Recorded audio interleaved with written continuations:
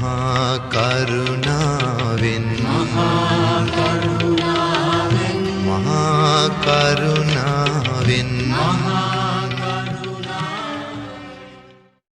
සමන්ත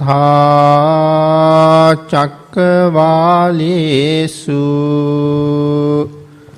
අත්‍රා ගච්ඡන්තු දේවතා සද්ධම්මං මුනි රාජස්ස සුනන්තු සග්ග මොක්ඛදං ධම්ම ශ්‍රවණ කාලෝ අයං බදන්තා ධම්ම ශ්‍රවණ කාලෝ අයං බදන්තා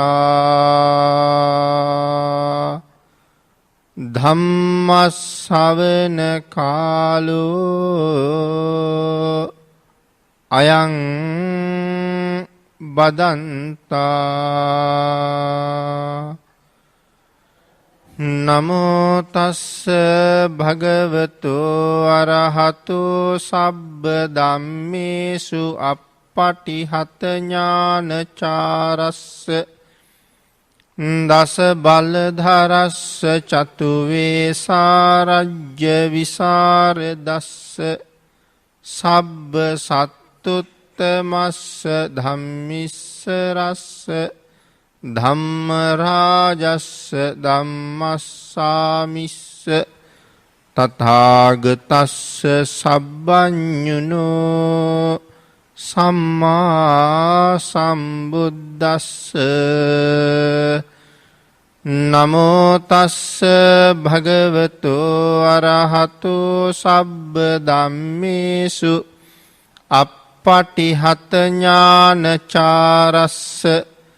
දස බලධරස්ස චතු වේසාරජ්‍ය විසරදස්ස සබ්බ සත්තුත්තමස්ස ධම්මිස්සරස්ස ධම්ම රාජස්ස ධම්මස්සාමිස්ස තථාගතස්ස සබ්බඤුනෝ සම්මා සම්බුද්දස්ස නමෝ තස්ස භගවතු අරහතු සබ්බ ධම්මේසු අප්පටිහත ඥානචාරස්ස දස බලධරස්ස චතු වේසාරජ්‍ය විසරදස්ස සබ්බ සත්තුත්තමස්ස ධම්මිස්සරස්ස ධම්ම රාජස්ස ධම්මස්සාමිස්ස තථාගතස්ස සබ්බඤුනෝ සම්මා සම්බුද්දස්ස ශ්‍රද්ධර්ම ශ්‍රාවක කාරුණික සිල්මෑණියන් ඇතුළු බෞද්ධ පින්නතුනි බොහෝම ශ්‍රද්ධාවෙන් යුක්තව මේ සියලු දෙනාම සැදී පැහැදී සූදානම් වෙන්නේ තථාගත ශාන්තිනායක සම්මා සම්බුදුරජාණන් වහන්සේ විසින් ලෝක සත්වයන් පිළිබඳව අප්‍රමාණ දයාවෙන් කරුණාවෙන් මෛත්‍රියෙන් යුක්තව අවබෝධ කරගෙන දේශනා කොට වදාළ නෛර්යානික වූ ශ්‍රී සද්ධර්ම රත්නයෙන් අබමල් රේණුවකටත් වඩා අඩු බොහෝම පුංචි කොටසක් දේශනා කරවගෙන ධර්ම ගෞරවය පෙරදරි කරගෙන දේශනාගත ධර්මයේ ශ්‍රවණය කරන්නත් එසේ ධර්ම ශ්‍රවණය කිරීමෙන් ලැබෙන අවවාද අනුශාසනා තමන්ගේ ජීවිතවලට එකතු කරගෙන වඩාත් නිවැරදි මෙලව ජීවිතයක් සකස් කරගන්නත් නිවැරදි වූ මෙලව ජීවිතයක් තුලින් සුගතිගාමී වූ පරලොව ආයති භවයකින් සැනසීමේ උතුම් පරමාර්ථයත් ඇතුවයි මේ සද්ධර්ම ශ්‍රවණය කරන්න සූදානම් වෙන්නේ. ධර්ම දානය මේ ලෝක ධාතුවේ ඇති හැම දානයකටම වඩා උතුම්ම දානයේ බව අපේ බුදුරජාණන් වහන්සේ දේශනා කොට වදාළා. මේ සත්පුරුෂ පිරිස ඒ මහානුභාව සම්පන්න සද්ධර්ම දානමය පින්කම මුදුන්පත් කරගන්න සූදානම් වෙන මොහොත. එයින් ලබා ගන්න උදාාරතර වූ පුණ්‍ය සම්පත් ඊ타ම ඉක්මන් භවයක ඊ타මත්ම කෙටි කාලයකින් සැප සහිත ප්‍රතිපදාවකින් මුදුන්පත් කර ගැනීම සඳහා නිර්වාණය අවබෝධ කර ගැනීම සඳහා මේ කුසල් හේතු වාසනා වේවා කියලා ප්‍රාර්ථනා කරමු. පින්නතුනි ධර්ම දේශනාවේ මාතෘකාව හැටියට මං යොදා ගන්න කල්පනා කළේ ධම්මපද පාළියේ සඳහන් වන අපේ බුදුරජාණන් වහන්සේ ශ්‍රී මුක ධාතුවේම දේශනා කොට වදාළ එක ගාථා රත්නයක්. මේ ගාථා රත්නය අපේ බුදුරජාණන් වහන්සේ දේශනා කළේ බිම්බිසාර මහරජුරුවන්ගේ එක පුතෙක් වෙච්ච බෝධිරාජ කුමාරයාට. අත්තානං වේ පියංජඤ්ඤා රක්කෙය්‍යානං සුරක්කිතං තින්න මඤ්ඤ තරං යාමං පටිජග්ගෙය්‍ය පණ්ඩිතු. බෝධිරාජ කුමාරයා තමන්ට කියලා මාලිගාවක් හදාගත්තා. ඒ මාලිගාවේ වැඩ ඉවර වෙලා තමන් මාලිගාවේ පදිංචි වෙන්න ඉස්සරලා බුද්ධ ප්‍රමුඛ මහා සංඝයාට ඒ මාලිගාව පූජා කරලා දන් වළඳවලා ඉන් පස්සේ තමන්ගේ පරිහරණයට යොදා ගන්නවා කියලා කල්පනා කළා. ඒ නිසා බුදුරජාණන් වහන්සේට ආරාධනා කළා ගෙට ගෙවදෙන දවසේ දානෙට වඩින්න කියලා.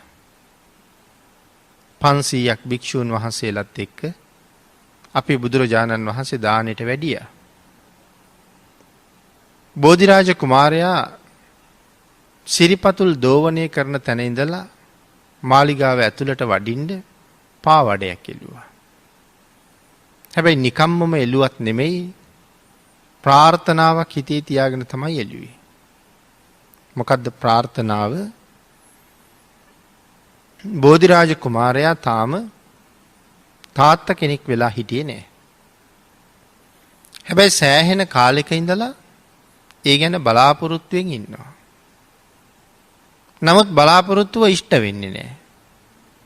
එදා පාවඩේ එළනකොට කල්පනා කළා මේ ජීවිතෙන් මට අනාගතයේ දවසක හරි ඒ භාග්‍ය උදාපත් කරගන්න ලැබෙනවා නම් බුදුරජාණන් වහන්සේ මේ පාවාඩි උඩින් වඩිනවා කියලා. එහෙම හිතලා තමයි පාවාඩි එළුවේ. අනේ ඒත් බුදුරජාණන් වහන්සේ සිරිපා දෝවණේ ගලාගෙන් පස්සේ එතනම හිටගෙන හිටියා වැඩියේ නෑ. ආනන්ද ස්වාමින් වහන්සේ තේරුම් ගත්තා මේ පාවාඩි නිසා තමයි වඩින්නේ නැත්තේ. එතන මොකක් හරි හේතුවක් තියෙන්න ඕනේ. ඒ නිසා අනික් දායකයන්ට කතා කරලා කිව්වා මේ පාවාඩි අයින් කරන්න. එතකොට භාග්‍යතුන් වහන්සේ වඩි. අයින් කළාට පස්සේ බුදුරජාණන් වහන්සේ වැඩියා. බෝධිරාජ කුමාරයා හරි ශ්‍රද්ධාවෙන් සංඝයාට දම් පූජා කළා භාග්‍යතුන් වහන්සේ පෙරටුව. අවසානයේ බුදුරජාණන් වහන්සේ ළඟට ගිහිල්ලා වැඳලා ස්වාමීනි අර පාවාඩෙන් වැඩියේ නැත්තේ මොකක් හරි කාරණාවක් හින්දාද කියලා ඇහුවා. ඒ වෙලාවේ බුදුරජාණන් වහන්සේ සඳහන් කළා එතන විශේෂ හේතුවක් තිබුණා. ඒකයි මම වැඩියේ නැත්තේ. ඔබ මේ පාවාඩේ එළුවේ තව බලාපොරොත්තුවක් මුදුන්පත් වෙයිද කියලා හිතන්නනේ. නමුත් ඒක මේ ජීවිතෙන් වෙන්නේ නෑ. අනේ ස්වාමීනි එහෙම වෙන්න මම සංසාරේ කරපු යම් අකුසල කර්මයක් තියෙනවද? අතීත කාරණාව බුදුරජාණන් වහන්සේ පැහැදිලි කරලා දුන්නා. පෙර ඈත භවයක මේ බිරිඳත් එක්කම තව පිරිසකුත් කැටුව නැවක නැගලා විදේශ රටක වෙළඳාම යන වෙලාවේ නැව මුහුදුපත් වුණා. මේ දෙන්න ලෑලි කෑල්ලක ආධාරයෙන් සාගරයේ පාවෙලා ගිහිල්ලා දූපතකට සේන්දු වුණා. ඒක මනුස්ස වාසයක් නැති දූපතක්. දින ගාණක් බඩගින්නේ පිපාසෙ. නමුත් මනුස්ස වාසයක් නැති නිසා මිනිස් ආහාරත් හරි දුර්ලභයි. නමුත් හරියට කුරුල්ලෝ හිටියා. කොහොම හරි ගින්දර හදාගෙන අර කුරුල්ලෝ ජීවත් වෙන පඳුරු වලට ගින්දර තිබ්බා. ලොකු අය ඉගිල්ලිලා ගියාට ඒ කුරුල්ලන්ගේ දරු බීජ සහ ඉගිල්ලෙන්න බැරි දරු පැටවු පිච්චුණා. ඒ බිත්තර සහ පැටවුන්ගේ මස් අනුභව කරලා මේ දෙන්න බඩ පුරවගත්තා. නමුත් අනුන්ගේ දරුවෝ විනාශ කරපු නිසා, අනුන්ගේ දරු බීජ විනාශ කරපු නිසා, අනික එදා ඒ පාප කර්මයට සම්බන්ධ වෙච්ච දෙන්නම අදත් එකටම මුණ ගැහිලා ඉන්න නිසා මේ කාරණාව සම්පූර්ණ වෙන්නේ නැහැ. සමහර වෙලාවට දෙන්නගෙන් එක්කෙනෙක්වත් ඒ කර්මයට සම්බන්ධ නොවී හිටියනම් එක්කෙනෙකුගේ පින නිසාවත් ඒ වාසනාව මේ ජීවිතේ ලැබෙන්න තිබුණා. එහෙමත් නෑ, එදත් මේ දෙන්නම තමයි ඉඳලා තියෙන්නේ. ඔය කාරණාව පැහැදිලි කරලා තමයි අපේ බුදුරජාණන් වහන්සේ අර අපි මුලින් සඳහන් කරපු ගාථා රත්නය ඉදිරිපත් කළේ. අත්තානං වේ පියංජඤ්ඤා. මේ ලෝකේ ජීවත් වෙන හැම කෙනෙක්ම වැඩියෙන්ම ආදරේ තියෙන තමන්ගේ ආත්මයට, තමන්ගේ ජීවිතයට තමන්ටයි ආදරේ තියෙන්නේ. රක්කෙය්‍යානං සුරක්කිතං. මම මගේ ආත්මයට ඒ තරම්ම ආදරෙයි නම්, ප්‍රියයි නම්, මම මගේ ආත්මය හොඳට සුරක්ෂිත කරගන්න ඕනේ, ආරක්ෂා කරගන්න ඕනේ. තින්න මඤ්ඤ තරං යාමං පටිජග්ගේය පණ්ඩිතු. මේ ලෝකේ පහළ වුණ පණ්ඩිතයා, ඥානවන්තයා තුන් කාලයෙන් එක කාලයක හරි මේ ජීවිතේ සුරක්ෂිත කරනවා. මේක තමයි මේ ගාථාවේ සරල තේරුම. දැන් මම මේ ගාථා රත්නය ඉදිරිපත් කළේ මේක සමහර විට අපි කලින් සාකච්ඡා කරපු ගාථා රත්නයක්. නමුත් මේ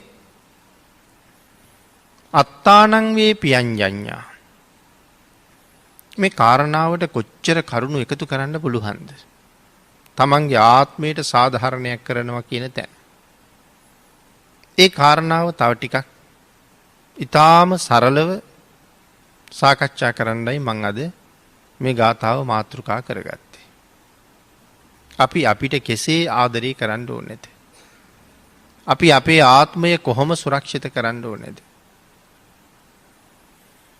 මේ කාරණාව දිගට සාකච්ඡා කළොත් මේ සීමාවක් නැති මානයකට ඇතුල් වෙලා සාකච්ඡා කරන්න ඕනේ ගාථාවක්. පිනතුනේ මේ ලෝකේ අපි ජීවත් වෙනකොට අපිට මේ ලෝකේ සිද්ධ කරගන්න පින් සහ පව් කියලා කාරණා දෙකක් තියෙනවා. පව් කරන එක හරි ලේසි. පින් කරන එක හරි අමාරුයි. පව් කරනවා කියලා කියන්නේ ගඟක පහළට පීනනවා වගේ වැඩක්. වේගෙන් පහළට ගලන ගඟක පහළට පීනනවා වගේ. ඒක හරිම ලේසි. පීනන්න දෙයක්වත් නැහැ. යට නොයා ඉන්න පුළුවන් නම් නිකම්ම පහළට යනවා. හැබැයි ඒ තරම් වේගෙන් ගලන ගඟේ උඩුගම් බලා පීනනවා කියන එක නම් ඉතාම අමාරු වැඩක්. සෑහෙන වෙලාවක් පීනලා හැටි වැටිලා අතපය කැක්කුම හැදිලා බලහම සමහරලාට බඹයක් දෙකකට වඩා ඉස්සරහට ඇදිලා නැහැ. ඒත් මොහොතකදු අතපය හොලවන්න නැතුව හිටියොත් නැවත ගසාගෙන යන්නේ පහළට. පින් කරනවා කියන එක ඔය වාගේ වැඩක්. නමුත් වෙනතුනි මේ කාරණාව භාග්‍යතුන් වහන්සේ පැහැදිලි කරපු හැටි අපේ ජීවිතයට අපි එකතු කරගන්නකොට දැන් මේ ජීවිතේ අපි ජීවත් වෙනකොට මනුස්ස ජීවිතයක් ලබන්න මේ ලෝකේ තියෙන එකම සාධකයේ සිල් බව හොඳට බණ අහන අය දැන් හොඳටම දන්නවා. එතකොට සංසාරේ මනාව සිල් රැකලා මේ මනුස්ස ජීවිතය අපි හොයාගත්තා. අපිට යන්න තැන් තව ඕන තරම් තිබුණා. අපි එනකන් මනුස්ස ලෝකෙන් විතරද බලාගෙන හිටියේ. අපි එනකන් දිව්‍ය ලෝක වලින් විතරද බලාගෙන ඉන්නේ. නෑ අපි එනකන් තවත් ලෝක වලින් බලාගෙන ඉන්නවා. ඒ තමයි සතර අපාය. හැබැයි එහෙ නොයා අපිට මෙහෙ එන්න තරම් පුදුම වීරියක් පුදුම ශක්තියක් තිබුණා. මේ උතුම් මනුස්ස ජීවිතය හොයාගත්තා. ඒ හොයාගත්තා වුණාට මේ ජීවිතේ අපිට අද ලැබිලා තියෙන ප්‍රමාණය පිළිබඳව අපිට සතුටුද? මේ හම්බ වෙලා තියෙන ප්‍රමාණය ගැන සතුටක් තියෙනවද කියලා හිතුවොත් අපි හදාගෙන තියෙන ගේ පිළිබඳව ඊට වඩා වටිනා ගයක් දැක්කහම ලස්සන ගයක් දැක්කහම අපිට අපේ ගේ ප්‍රමාණය මදි. අපි වාහනයක් අරගත්තාම ඊට වඩා වටිනා සැපසහිත වාහනයක් දැක්කහම නැත්තම් මට වඩා හොඳ වාහනයක් ළඟ ගෙදර තියෙනවා නම් ඒගොල්ලොත් එක ගමනක් යනකොට කතා නොකලට නොකීවට මටත් මෙහෙම එකක් තිබුණා නම් හොඳයි කියලා හිතෙනවා. ඉගෙන කියා ගන්න ගියාම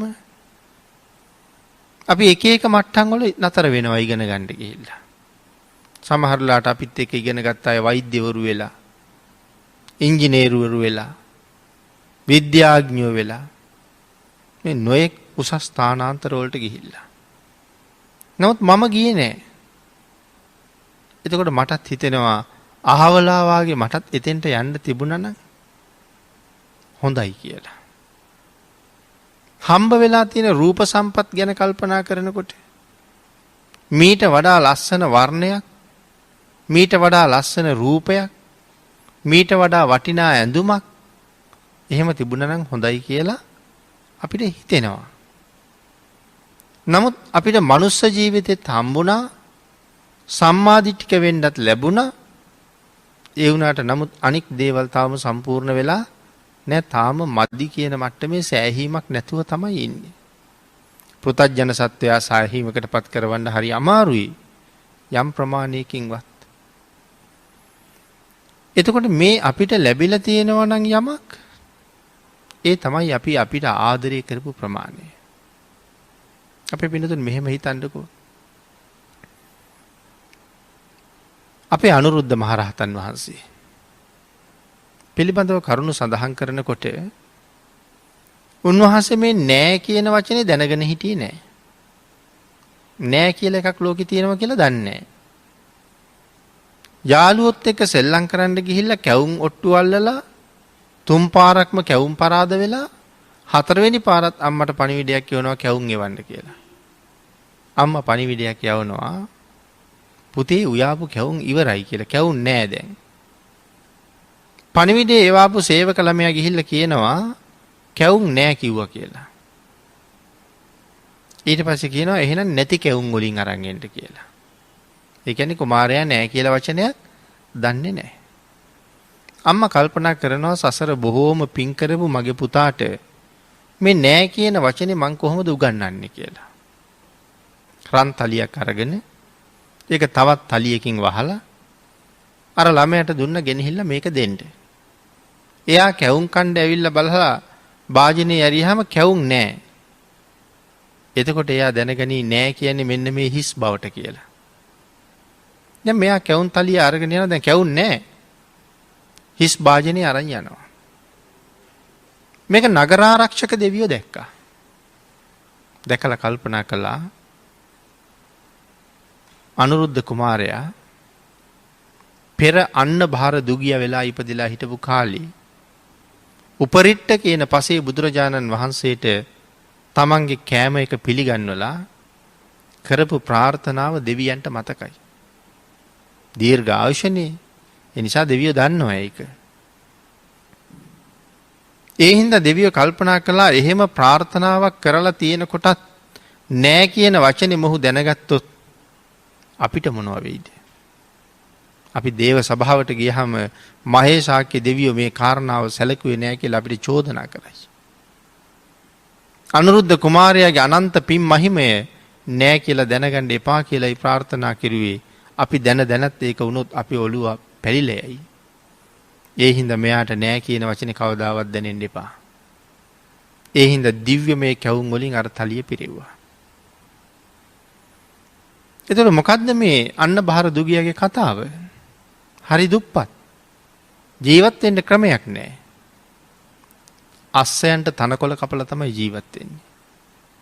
ඒ කාලේ හිටියා සුමන කියලා සිටුවරෙක්. මේක අබුද්ධෝත්පාද කාලයක්. පසේ බුදුරජාණන් වහන්සේලා වැඩ හිටියා. සුමන සිටුවරයා හරි පෝසත්. එයාගේ තිබුණ හැමදාම දෙන දන්සැලක්. කවදාවත් නවත්තන්නේ නැහැ. මේ දෙන්නා මේ දන්සැලෙන් තමයි කාලා බීලා ජීවත් වෙන්නේ. සුමන සිටුවරයාගේ අස්සයන්ට තමයි හුඟක් වෙලාවට මෙයා තනකොළ කපන්නේ. එදත් උදේ පාන්දර යනකොට බිරිඳට කිව්වා මටත් එක දන්සැලෙන් කෑම ගෙනල්ලා තියන්න. මං යනවා තනකොළ කපන්න. එදා තනකොළ කපාගෙන 10:11 විතර වෙනකොට ගෙදර එනකොට ගන්ධ මාදන පර්වතයේ නිරෝධ සමාපත්තියෙන් වැඩ ඉඳලා අවදි වෙච්ච උපරිට්ට කියන පසේ බුදුරජාණන් වහන්සේ බැලුවා අද මගෙන් පිහිටක් කාට ලැබෙන්නද? උන්වහන්සේගේ කරුණා දැලට අහු වුණේ අන්න බහර දුගියා. මම දුගිය ගාවට වැඩියොත් දුගියා මට දන් දෙනවද? දුගියට ශ්‍රද්ධාව තියෙනවද? හැබෑවටම හරි ශ්‍රද්ධාවන්තයි. ඔහුට යහපතක් වෙනවද මම ගියොත්? ඔහුට යහපතක් වෙනවා. උන්වහන්සේ පාත්‍රා සිවුරු අරගෙන තනකොළ කපාගෙන අන්න බහර එන මාර්ගයේ ඉස්සරහට වැඩියා. බුදුරජාණන් වහන්සේ දැක්ක ගමන් තනකොළ මිටියේ පැත්තක තියලා ළඟට ගිහිල්ලා දන ගහලා වැඳලා පාත්‍රේ අරන් බැලුවා තාම දාන්නේ නැහැ. ස්වාමීනි දානේ ලැබිලා නැහනේ. බුදුරජාණන් වහන්සේ සඳහන් කළා පුතේ තව වෙලා තියෙනවනේ. ලැබෙයි. නෑ ස්වාමීනි. දැන් ඒ හැටි වෙලාවක් නෑ. ඉක්මනට ගෙදර ගිහිල්ලා බිරිඳගෙන් ඇහුවා කෑමක තියෙනවද මගේ? තියෙනවා කිව්වා. ඒක ගෙනල්ලා බුදුරජාණන් වහන්සේට පිළිගන්නවා. පිළිගන්වලා දන ගහලා වැඳලා ප්‍රාර්ථනාවක් කළා. ස්වාමීනි මේ දානේ දුන්නා කියලා මට මෙලවට සංග්‍රහ වුණේ නෑ. හැබැයි කවදා හරි නිවන් දක්නා ಜಾති දක්වා මට නෑ කියන වචනේවත් අහන්න ලැබෙන්න එපා. ඊළඟට තව ප්‍රාර්ථනාවක් කළා. ස්වාමීනි මේ ජීවිතේ මට බත් හරි දුර්ලභයි. අනුන්ගේ දන්සල් වලින් කාලා මම ජීවත් වෙන්නේ. නමුත් ස්වාමීනි මේන් පස්සේ නිවන් දක්නා ಜಾති දක්වා මට බත් මිස බත් කොහෙන්ද කියලා දැනගන්න ලැබෙන්න එපා. බත් විතරයි යෝනේ. බත් කොහෙන්ද කියලා මට වැඩක් නැහැ. එහෙම ප්‍රාර්ථනා කළා. ඒ ප්‍රාර්ථනාවයි මේ විපාක දෙන්නේ. ආන් ඒකයි දෙවියෝ තීරණය කළේ නෑ කියන වචනේ නම් අනුරුද්ධයන්ට දැනෙන්න දීලා බෑ. මේ අනුරුද්ධ කුමාරයා තමයි එදා අන්න බහර වෙලා හිටියේ. අනුරුද්ධ කුමාරයා දන්නේ බත් කොහෙන්ද කියලා. එයාට යාළුවෝ දෙන්නෙක් හිටියා බද්දිය සහ කිම්බිල කියලා. දවසක් මේ යාළුවෝ දෙන්නත් එක්ක මෙයා තර්ක කරනවා. බත් උපදින තැන ගැන. කිම්බිල කුමාරයා කියනවා බත් උපදින්නේ අටුවේ කියලා. එයා දවසක් අටුවෙන් වී ගන්නවා දැකලා. බද්දිය කුමාරයා කියනවා නෑ නෑ බත් උපදින්නේ හැලී. එයා දැකලා තියෙන්නේ අම්මා මුට්ටියෙන් බත් බෙදනවා. අනුරුද්ධ කුමාරයා කියනවා නෑ ඔය දෙන්නම වැරදි. බත් උපදින්නේ රන්තලියේ. ඉතින් එතකොට අනුරුද්ධ කුමාරයා දන්නේ හැමදාම රන්තලියට බෙදලා ළඟට දුන්න එක ගැන විතරයි. එතකොට මේ සංසාරේ පින්කමක් කරලා කරපු හොඳ ප්‍රාර්ථනාවක් නේ. එතකොට මොකද්ද මේ කරලා තියෙන්නේ? මේ ජීවිතෙන් නිවන් දක්නා ජාති දක්වා අනාගතයට හොඳ ආයෝජනයක් කරලා තියෙනවා. අනාගතයට හම්බ කරලා තියෙනවා. ආන් ඒක තමයි තමන්ට ආදරය කරනවා කියලා කියන්නේ. අදට විතරක් නෙමෙයි නිවන් දකින්නතුරු මේ ගමන යන්න ඕනේ කොහොමද? දුක් සහිතව ගමන යනවට අපි කැමතිද කවුරුවත්? අපි හැමෝම කැමති බොහොම සැපසේ ගමන යන්නයි. පින්කමක් කරලා කිසිම ප්‍රාර්ථනාවක් අවශ්‍ය නැහැ. එකම ඉලක්කය නිවන ප්‍රාර්ථනා කරාම විතරක් ඇති කියලා සමහර වෙලාවට කතා කරනවා ඇහෙනවා. එහෙම හොඳයි. හැබැයි අපි තීරණය කරන්න ඕනේ එතෙන්ට යන්නේ කොහොමද කියලා. අපිට මෙතන ඉඳලා පිටකොටුවට යන්න ඕනේ. බොරැල්ලට ගිහිල්ලා බස් එකෙන් නැංගහම පිටකොටුවෙන් බහින්න පුළුවන් බව දන්නවා. ඉතින් ඒ හින්දා කියනවා එහෙනම් ඉතින් බොරැල්ලෙන් පිටත් වෙච්චාම පිටකොටුවෙන් බැස්සේ හැකි. ඉතින් බස් එකේ යනවා කියන එකත් ඒ තරම් පහසු වැඩක් නෙමෙයි. තැලිලා හිර වෙලා පොඩි වෙලා අපි තීරණය කරන්න ඕනේ පිටකොටුවට යන්නේ කොහොමද? පයින්ද? පාපැදියේද? යතුරු පැදියේද? ත්‍රිවිල් එකේද? බස් එකේද? කරත්තේද? එහෙම නැත්නම් ඊටාම සුවදායක වාහනයකින් ගිහිල්ලා පිටකොටුවෙන් බහිනවද? ආන් ඒක තීරණය කරන්න එපෙයි. ආන් ඒ වාගේ තමයි මේ නිවනට යන්න තමයි ප්‍රාර්ථනාව බලාපොරොත්තු යන්නේ කොහොමද? සංසාරේ යාචකයෝ වෙවි යන්නද? අතපය නැතුව යන්නද? අනුන්ට අතපාල යන්නද? හැමදාම අනුංගාව කුලී වැඩ කර කර මේ ගමන යන්නද? නෑ, සැප සහිත ප්‍රතිපදාවෙන් එතෙන්ට යන්න තියෙනවා නම් කොච්චර හොඳද? මෙතන සැප සහිත ප්‍රතිපදාව කියලා කියන්නේ කිසිම දුකක් නැතුව අඩුතරමේ භාවනාවකට ආසනයේ උඩ වාඩි වෙලා විනාඩි 5ක් 10ක්වත් කකුල් දෙක නමාගෙනවත් ඉන්නේ නැතුව ඒ මොහොතේම නිවන ප්‍රත්‍යක්ෂ කරගන්නවා කියන එකයි. නමුත් නිවනට යන පාරත් නිවනට යන ගමනත් සැප සහිත වුණොත් අපිට මීට වඩා හුඟක් ඒ ගමන ඉක්මන් කරන්න පුළුවන්. ආන් ඒ නිසායි පින්කම් කරලා මේ ප්‍රාර්ථනා කරලා තියෙන්නේ. සැප සහිතව මෙතෙන්ට යන්න. ඒකත් Tamanට ආදරය කරන එක ක්‍රමයක්. මේ කාරණාව පූර්ණේ කරගන්න අපිට බුදුරජාණන් වහන්සේ දාන වස්තු නැත්නම් පින්කම් 10ක් දේශනා කළා. ඒකට අපි කියන්නේ දස දාන වස්තුව කියලා. ඉපදෙන්න සීලය හේතු වෙනවා. ඉපදුනාට පස්සේ ලැබෙන්නේ මොනවද කියලා තීරණය කරන්නේ දානය. ආන් ඒ නිසාම භාග්‍යතුන් වහන්සේ අපිට දාන වස්තු 10ක් දේශනා කළා. ආන් ඒ දස දාන වස්තුව අපිට දේශනා කළේ ඒ දස දාන වස්තුවම සම්පූර්ණ කරගන්නයි. එතකොට මේ යන මාවතේ අඩුපාඩු හුඟක් තුරන් කරන්න පුළුවන්. බොහෝසේ අඩුපාඩු වලින් වළකින්න පුළුවන්. ඒකනේ භාග්‍යතුන් වහන්සේ 10ක් දේශනා කළේ. ඒක හොඳට ප්‍රමාණවත් වෙන නිසා. ආන්ගේ දසදාන වස්තුවේ තියෙනවා සුවඳ පූජාව, යානා පූජාව, ආලේපන පූජාව, මාලා පූජාව, මේ වාගේ නොඑක් පූජාවල් තියෙනවා. එතකොට මේ එකක් දෙකක් පූජාවල් ගැන අපි සාකච්ඡා කළොත් සුවඳ පූජාව සංසාරේ මොනවද හම්බ වෙන්නේ? සුවඳ පූජාවේ ප්‍රතිඵල විශේෂයෙන් සඳහන් කරනවා ප්‍රඥාව ලබන්න හේතු වෙන උසස් පූජාවක් තමයි සුවඳ පූජාව. හොඳට මතක ශක්තිය දියුණු වෙනවා, ප්‍රඥාව වැඩෙනවා. යානා පූජාව කියලා කියේ පාවහන් පූජාව. වර්ණය හම්බ වෙනවා කියලා කියේ වස්ත්‍ර දන් දීම තුලින්. නොඑක් ආහාර පාන දන් දුන්නාම කැමැති විදිහට ආහාර ලැබෙන සුඛය, සැපය හම්බ වෙන්නේ දානය නිසා. අන්නදෝ බලදෝ හෝති. සැපය බලය ආහාරයෙන්. වත්තදෝ හෝති වන්නදෝ. වස්ත්‍ර දන් දීමෙන් වර්ණ සම්පත්. ආහාර, පාන, වස්ත්‍ර මේ දසදාන වස්තුවේ මූලික අවශ්‍යතා හැටියට පෙන්නනවා. කෙනෙකුට ජීවත් වෙන්න මේ ලෝකේ අවශ්‍ය මූලිකම කාරණා ටිකනේ. ආහාරයි, පානයි, වස්ත්‍රයි. සෙය්‍ය, මාලා, ගන්ධ, විලේපන ඒ ආදි වශයෙන් තවත් කරුණු සඳහන් කරනවා. හැබැයි අපි කරන පින්කම, අපි දෙන දාණය මේ හැම එකක්ම දානපතියෙක් හැටියට මුදුන්පත් කරගන්න පුළුවන් වුණොත් තමයි හුඟක් වටින්නේ. දාණය 16ක් හැටියට දෙන්නත් පුළුවන්. සහායකයෙක් නැත්නම් දායකයෙක් හැටියට දෙන්නත් පුළුවන්. දානපතියෙක් හැටියට දන් දෙන්නත් පුළුවන්.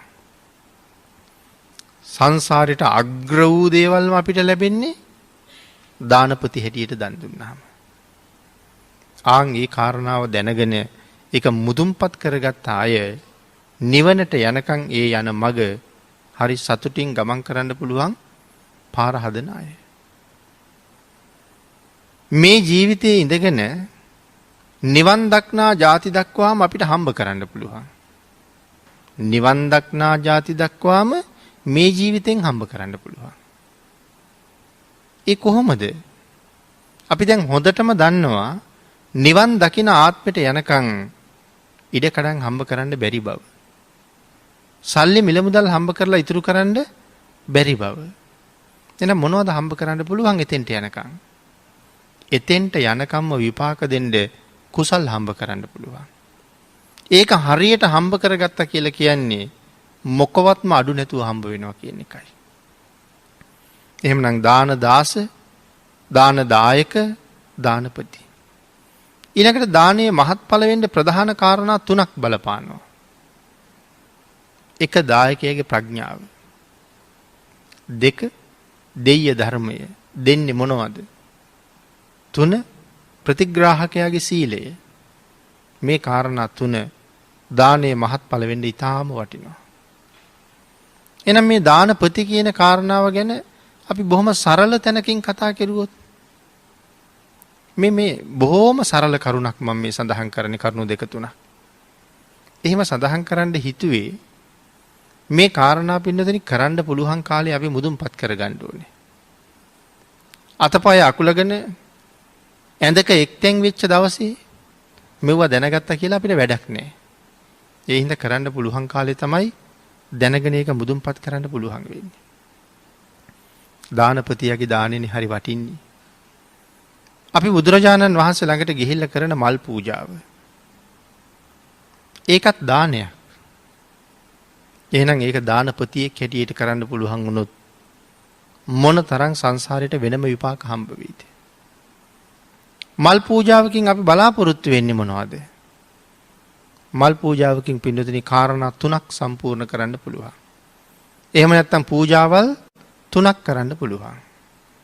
එක තමයි සුවඳ පූජාව. දෙක තමයි වර්ණ පූජාව. තුන්වෙනි එක තමයි සැපය පූජා කිරීම. සුවදායක ස්පර්ශය. මේ තුනම මලෙන් කරන්න පුළුවන්. එතකොට මල් පූජා කරන අපි බොහෝම සුවඳ හමන මල් භාග්‍යතුන් වහන්සේ ළඟ පූජා කරාම සුවඳ පූජා වෙනවා. ඊළඟට සුවඳ පූජාවෙන් අපිට ලැබෙනවා කීවේ ප්‍රඥාව.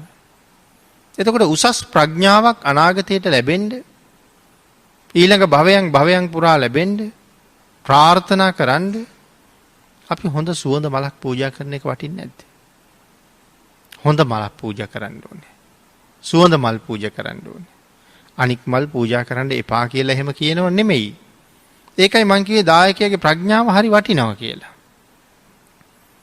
බුදුරජාණන් වහන්සේ කියලා කියන්නේ දේවාති දේව, බ්‍රහ්මාති බ්‍රහ්ම, මහා කාරුණික වූ භාග්‍යතුන් වහන්සේ. බ්‍රහ්මයන්ට උන්වහන්සේ පෙන්නේ බ්‍රහ්මයන්ට වඩා උසස් බ්‍රහ්මෙක් වගේ. ඒ හින්දා බ්‍රහ්මයෝ බුදුරජාණන් වහන්සේ ළඟ දන ගහනවා. දෙවියොත් බුදුරජාණන් වහන්සේ ළඟ දන ගහනවා දෙවියන්ට පෙන්නේ තාම උසස් දෙවියෙක් වගේ. අපිත් බුදුරජාණන් වහන්සේ ළඟ දන ගහනවා. සක්විති රජවරුත් භාග්‍යතුන් වහන්සේ ළඟ දන ගහනවා. මේ ලෝකේ හැමෝම භාග්‍යතුන් වහන්සේ ළඟ දන ගැහුවා. ඒ කියන්නේ ලෝකෙ පහළ වෙච්ච අති උත්තරීතර මුතුමාණන් වහන්සේ. උන්වහන්සේට කරන පූජාව මගේ ශක්ති ප්‍රමාණයෙන් තමයි ඒක දානපති වෙන්නේ. අපිට ඔය නොයෙක් දේවල් පූජා කරන්නත් පුළුවන් නොයෙක් මල් වර්ග. ඉතින් හරි දුප්පත් මල් පූජාවලුත් ඒ අතර තියෙනවා. ඒ කියන්නේ මේ නැති බැරිකම නිසා දුප්පත් පූජාවක්ද? එහෙම නෙමෙයි. ප්‍රඥාව නැති හින්දා පූජාව දුප්පත් වෙලා.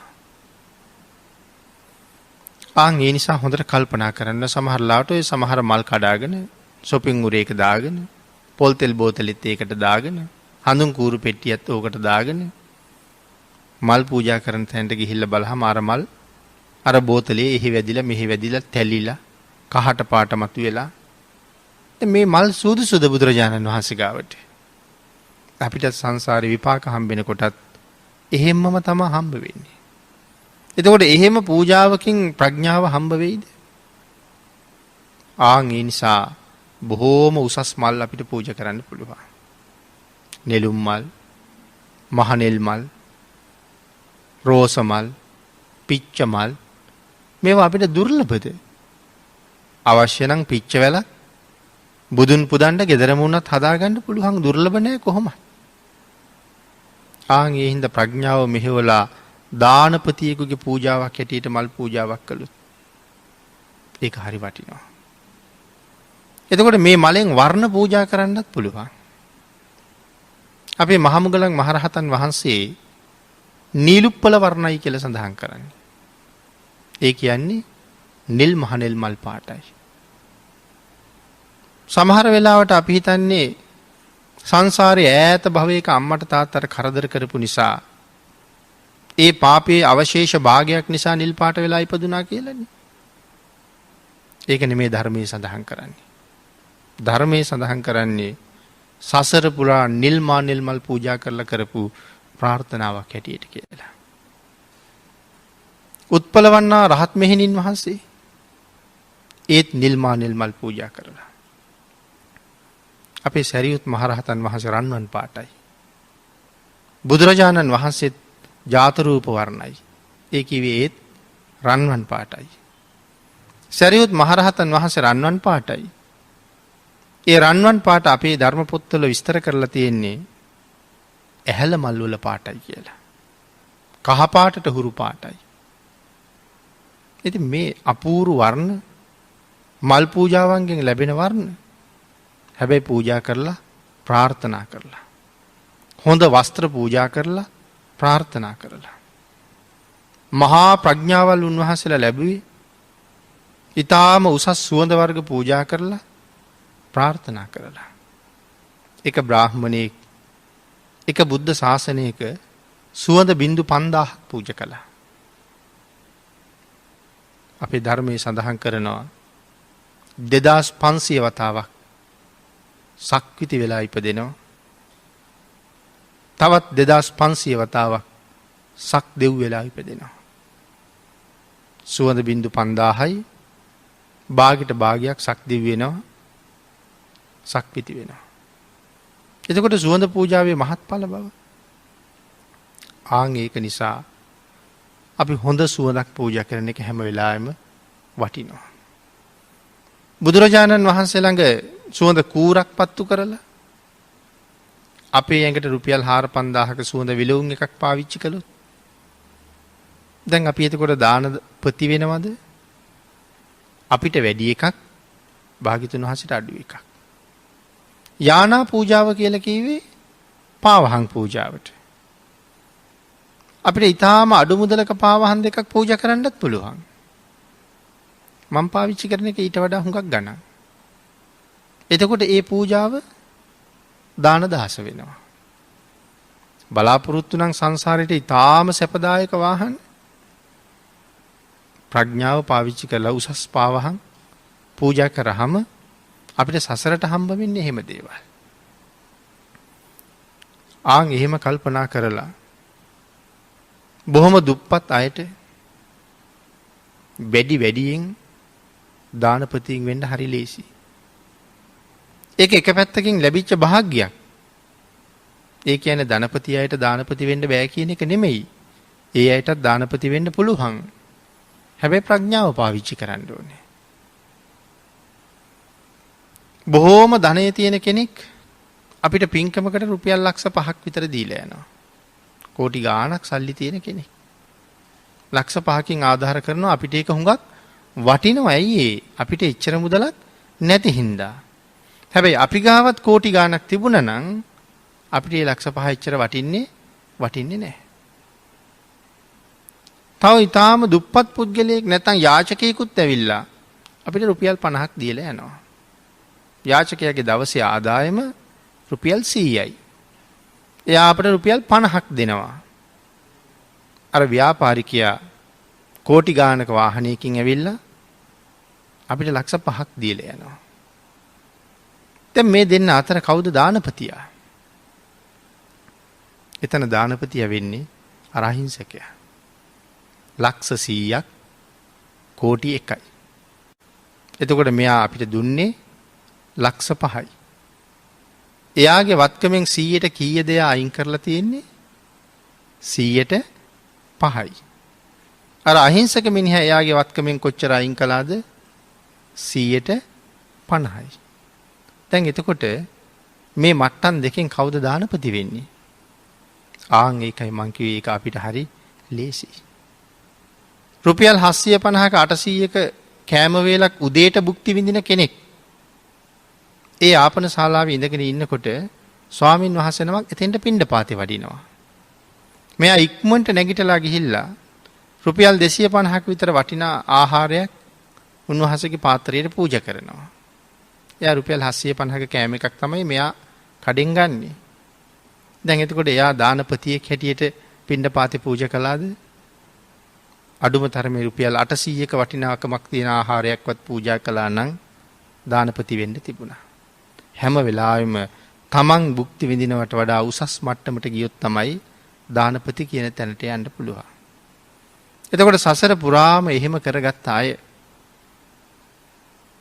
අද අපි ඕන තරම් ධර්ම දේශනාවල් වල අපේ බණ පොත්වල එහෙම ශ්‍රේෂ්ඨ චරිත ගැන කතා කරනවනේ. ආන් තමන්ට ආදරය කරලා තියෙන අය. මේ ලෝකෙ පින් කරගෙන වැඩි වැඩියෙන් හම්බ කරලා තියෙනවා අනාගත ජීවිතේට. ඒ තමන්ට ආදරය කළා. මේ ජීවිතේ බලාපොරොත්තු වෙච්ච උසස් තැන් වලට යන්න බැරි වුණා ඊළඟට යන්න. ඒ වාගේ ගෙවල්, ඒ වාගේ වාහන, ඒ වාගේ රැකියා, උසස් විදිහට දම්පැන් දෙන්න, නෑ බෑ කියන වචනේ නොඇහෙන්න මේ ජීවිතේ කොච්චර හිග වුණත් දානපතීන් හැටියට දන් දීලා ඊළඟ සංසාරේ දිගටම ආදරය කරලා තියෙනවා. කාටද? තමන්ට. මනුස්ස ආත්මය ඉක්මවන්න නැතුව පින් කරගන්න පුළුවන්. සතර අපායේදී කවදාවත් නොයන්න. එහෙනම් තමන්ට ආදරය කරන අය කවදාවත් පන්සිල් උල්ලංඝනය කරන්නේ නැහැ. සතර අපාය යන්න කටයුතු කරන්නේ නැහැ. එහෙනම් මේ පන්සිල් දවසක උල්ලංඝනය වෙන මොහොතක් එනවනම් ඒ මොහොතක් ගානේ කල්පනා කරන්න මේ කරන්න හදන්නේ මම මට ආදරේ නැති වැඩක්. එහෙනම් මට ආදරේ තියෙනවා නම් මං කවදාවත් සිල් උල්ලංඝනය කරන්නේ නැහැ. ආන්ගේ දේවල් කල්පනා කරලා සිල් ගුණ ආරක්ෂා කරගෙන හොඳට දම්පැන් පූජා කරගෙන හැම දෙයක්ම අග්‍ර විදිහට පූර්ණේ කරගෙන නිවන් දක්නා ජාති දක්වා අඩුපාඩුවකින් තොරව මේ සසර ගමන නිමා කරන්න යන්න ලැබිච්ච උතුම් අවස්ථාවෙන් වාග්ය වාසනාව උදා කරගන්න අපි සියලු දෙනාටම ශක්තිය ධෛර්යය වාග්ය වාසනාව උදා වේවා කියලා ප්‍රාර්ථනා කරමු. බෝධිරාජ කුමාරයා එක ආත්මයක තමන්ට ආදරේ නොකරගත්ත නිසා ආත්ම ගානක් ජීවිතයේ දුක් විඳිනවා. එහෙනම් අපිටත් ওই වැරදීම වුණොත් අපිටත් දිගටම දුක් විඳින්න වෙන නිසා මෙතෙන් පටන් නිවන් දක්නා ජාති දක්වා කවර කවමදාකවත් මිත්‍යා දෘෂ්ටියක නොඉපදේවා. පාප මිත්‍රයන් මුණ නොගැහේවා. සත්පුරුෂයන් කල්යාණ මිත්‍රයන්ම මුණ ගැහේවා. ඒ අවවාද අනුශාසනා ගරු කරමින් පාපයට නොයා කුසලයෙන්ම පෝෂණය වෙවි නිවන් දක්නා ජාති දක්වා සතර අපායක නූපදින්න මේ කුසල් පාරමී වේවා කියලා ප්‍රාර්ථනා කරමු. අද මේ උතුම් වූ ධර්ම දේශනාවේ දායකත්වයේ දරනු ලබන්නේ සුමනා කරුණාරත්න භාර්යාව සහ සුරේකා, නිලූකා, රසිකා, රසික, හර්ෂණ, අජිත්, චෙරාන්, අංජලි සුනේත්‍රා. අංජලි සුනේත්‍රා ඇතුළු දූදරු මුණුබුරු මිනිබිරියන් විසින්. උතුම් අරමුණ අම්පාගල පනාපිටිය විසූ ජේෂ්ඨ ගුරු උපදේශක ප්‍රසිද්ධ නොතාරිස් එල් කරුණාරත්න මහත්මාගේ වියෝවෙන් අවුරුදු 10ක් ගතවීමෙන් අඹම්පිටිය අකහින්න විසූ ඩී.සී. සිල්වා පියාණන් සහ මෑණියන්ට,